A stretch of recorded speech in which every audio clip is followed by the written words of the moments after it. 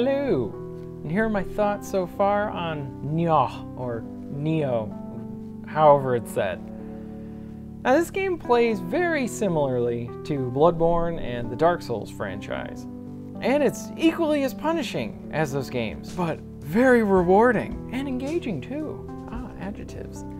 The combat, it features a lot of different weapons, and I love this stuff. You get swords, you get 2 swords, or you get 3 swords, and you get 2 in your hands, and you can balance one on your feet, and then you do a juggling act, and it's awesome because you're distracting your enemy, and then you have your buddy come over and shoot him with a musket. Actually, none of that's in the game, but hey, there's DLC ideas right there. It's not copyrighted, so you can use that. Free idea from me to you. You get spears, those are actually in the game. Love the spears. You do these cool like martial arts moves with them, and I don't know, it just looks fancy and stuff. Lots of other weapons, and you get that really cool, I don't know the name of it, it's probably something fancy. It's got that blade that's on the end of a chain, and you kind of whip it around. It was a ninja assassin. If you got caught with that blade, you were dead. So you can use that in the game too. And I like how each of the weapons really changes up the game.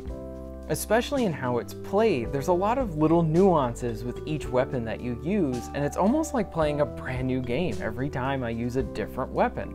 I was using the single sword for a while, then switched to the double swords, and I noticed how they played very differently. I found that the double swords was a much more faster play style, while the one sword switched between being fast and slow, depending on the stances, and that's another thing this game has going for it.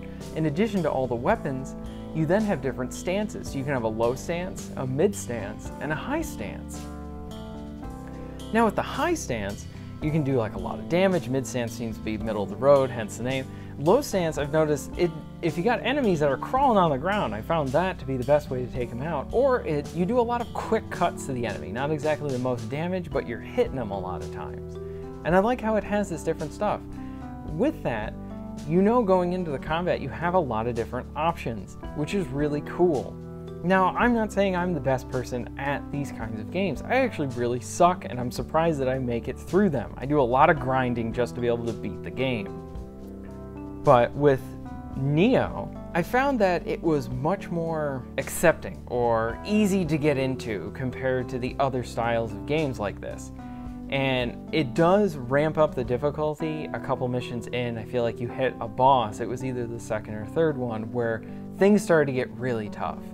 But I like how in the beginning it at least kind of eased you into it a bit. I did still die, but by like, you know, Dark Souls and Bloodborne standards, dying a couple times that's about par for the course, it's okay. But I like how it kind of eased you in a little bit before it started ramping up the difficulty.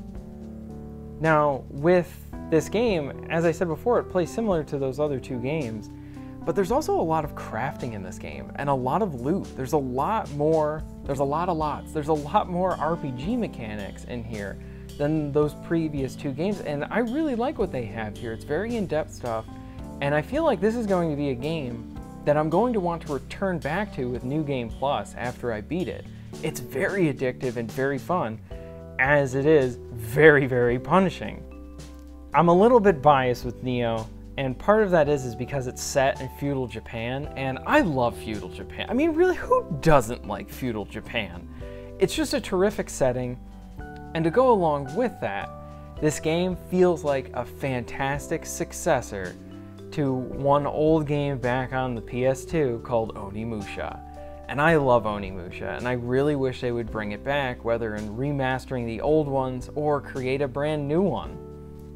Here, I think this is the next best thing until another Onimusha shows up. Onimusha was a lot of fun, very punishing game, lots of fun, destroying a lot of monsters, and you were in feudal Japan, similar to Nioh. Now Nioh really does scratch that itch, and I do find it to be a very compelling experience with beautiful visuals. It's gorgeous to look at times, and I love that you can play the game in 60 FPS on the base level PS4. It's awesome. Like, no games are doing that. I love that this is doing it. I'm having a great time with the game so far. I really don't have any negatives. Performance has been pretty good across the board with this game.